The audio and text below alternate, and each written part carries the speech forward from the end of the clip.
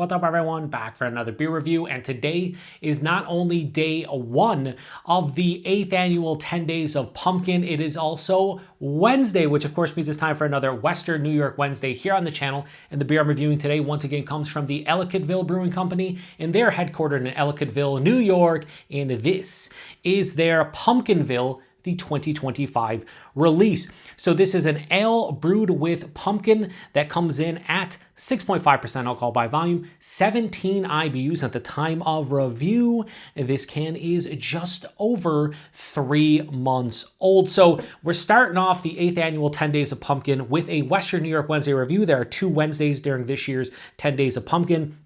And I decided that I would review this beer, which, full disclosure, I have had before, but it's been many, many years, and I have never reviewed just the base beer. Now, I have reviewed variants of this beer back for the 3rd annual 10 Days of Pumpkin. I reviewed the Pumpkinville Latte Nitro, which was this beer, with the addition of coffee in a nitro can. Very delicious, actually, a really nice beer. And then last year, for the 7th annual 10 Days of Pumpkin, I reviewed some kind of variant of this. It was basically a stout version of this beer with coffee, pumpkin, and spices, then aged in iron smoke whiskey barrels. And honestly, one of the best Ellicottville beers I've ever had, period. I gave it like a 4.3, 4.35. That's absolutely delicious.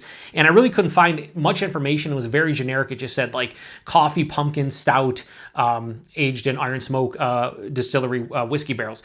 Very good. So this is just the base beer. They call it a pumpkin blonde ale on their website. And you know what? That's fine by me. They don't mention what the actual spices are in this one. They just say autumn spices, but not, you know, in this day and age, when a pumpkin beer or a fall/winter beer just says spices, usually it's some kind of fall winter spices. That could be cinnamon, nutmeg, allspice, ginger, clove, maybe cardamom, maybe some coriander.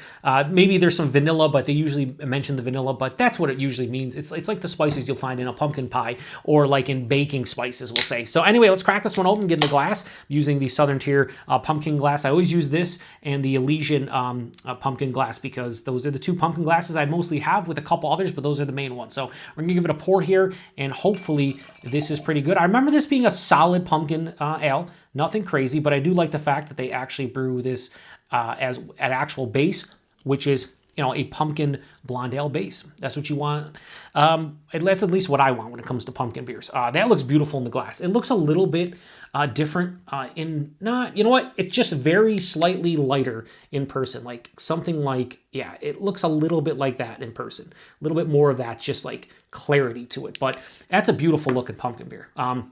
Has this beautiful, just kind of like very orange color, somewhat amber, about a finger and a half of this slightly tan colored head, decent head that is sticking around. It is not crystal clear. There's some decent carbonation. We'll see if you guys can see. Let me see if we can see through this at all. See if you can see anything. I don't know. There's some decent carbonation. There is very fine particulates hanging around as well, but that looks just like a beautiful pumpkin ale. Nothing more, nothing less. Let's get a nose. Oh yeah. So wow, that smells awesome. And this is over 3 months old. Keep that in mind. Dude, it smells honestly like I'm going in for a bite of pumpkin pie. It has a graham cracker kind of aroma. So you get the crust of like a pumpkin pie. But then huge like caramelized like earthiness. There's caramel. There's like a little bit of toffee. Vanilla. Dude, wow, I don't remember this beer smelling this awesome. Holy shit, what? Do you know what this smells like? Holy shit, a lot of people are just going to be like, dude, this guy's an idiot. Yeah. I'm reviewing 10 straight days of pumpkin beverages. We got mostly beers, a couple ciders, we got a mead. Yes, I am crazy when it comes to pumpkin spiced or just pumpkin flavored beverages, especially alcoholic beverages. This smells like old school pumpkin from Southern Tier. Not because it's in the pumpkin glass. I am dead serious. I don't know if you're somebody who likes the old school pumpkin. Southern Tier's pumpkin is still good to me, but that used to be, to me, without question, the best pumpkin beer. And then over time, it kind of lost its luster for me. Got a little bit too sweet, a little too boozy. They changed the recipe, I feel like, at some point, like in the mid to late 2010s, or they tweaked it. I think that ABV changed over the years, too. It's now firmly 8.6 for many years, but this just smells like it. It smells graham cracker, whipped cream, so vanilla, and then just like the actual pumpkin pie filling. It does smell like it's going to have a pretty big sweetness, but I can't sit here and lie and say this does not smell absolutely spectacular, because it does. Like, it smells. So if you want pumpkin pie in a glass, this aroma would lead you to believe that's exactly what you're about to drink. A little bit of like a biscuity thing from the blonde ale. I don't know. I want to get into it. So first beer for the 8th annual 10 Days of Pumpkin. Hopefully it's a banger to start off. Cheers, everyone.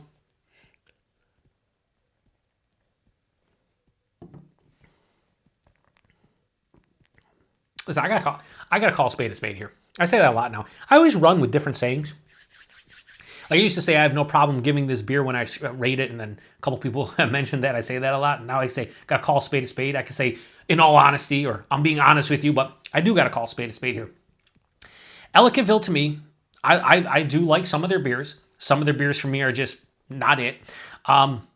They're kind of one of those shelfy breweries in the West New York area where they're all over the place. They do, a lot of, what I like about it, they do a lot of local collabs. This is a local collab, and it says I'm going to pour the rest in here because there was a little bit left. But this is a local collab with Pumpkinville. It says brewed with our favorite local farm, Pumpkinville, which I think is a pumpkin farm in and around the Ellicottville area. So they do a great job from that aspect. But I think these pumpkin beers from them are, A, way better than I remember, but also B, like, all three of them that I've now reviewed have been really good.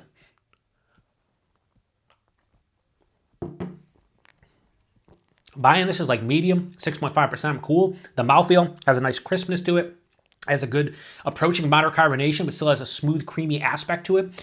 It's the body is really good, and so is the mouthfeel. The taste, the nose carried over, but it was dialed back a little bit, which I think is actually welcome because the nose was incredibly intense. Again, think pumpkin circa the early to mid 2010s, where it was just beating you in the face with graham cracker and whipped cream and just like pumpkin pie filling, and just like you taste it, 8.6%, and you're tasting it and you're going, holy shit, this is a super intense beer, but if I want a pumpkin beer, this is what I want to taste like. That's what this beer is, dialed back about 75% or 25%. Well, it's 75% of what like pumpkin is flavor-wise.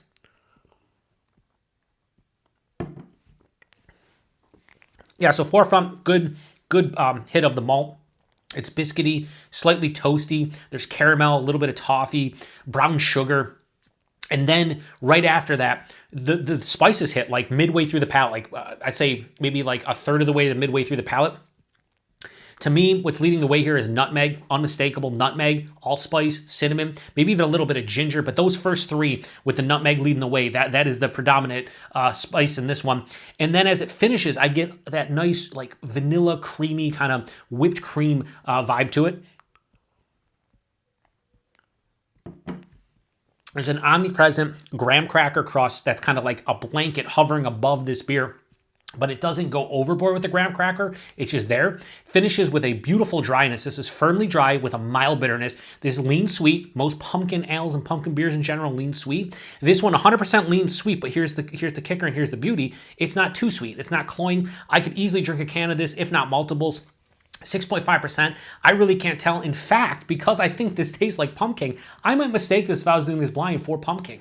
Pumpkin is a little bit more astringent, a little bit more boozy and intense, so maybe not. But this is a picture like a sessionable or lower ABV version of pumpkin. That's what I think this is. I could be completely talking on my ass, but I drank a lot of pumpkin in my life, and this is a lighter version of that. That's exactly what it is to me, and that's a good thing. This is really tasty. Ellicottville does it again, and I would have not thought that to be the case going into this one, but I'm always honest with my reviews, and honestly, this is the first pumpkin beer of the year that I'm reviewing, and it's damn tasty.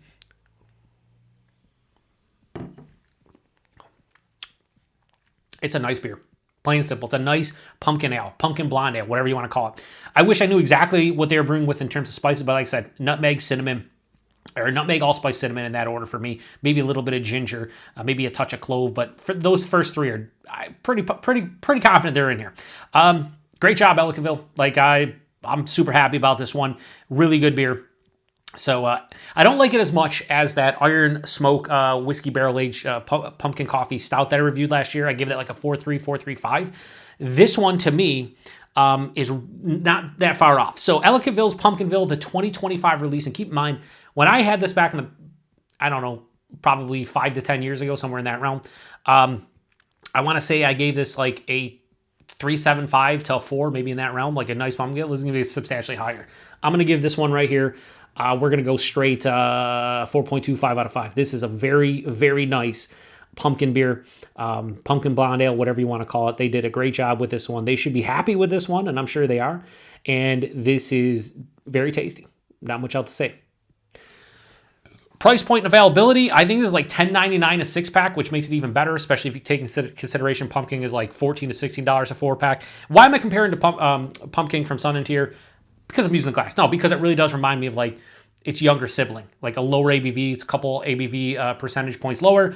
Has a very similar flavor profile, maybe not exact, but like in that realm. And I'm just saying, if I can get a 6-pack of this for $11, yes, it is 2% lower, so 2.1%.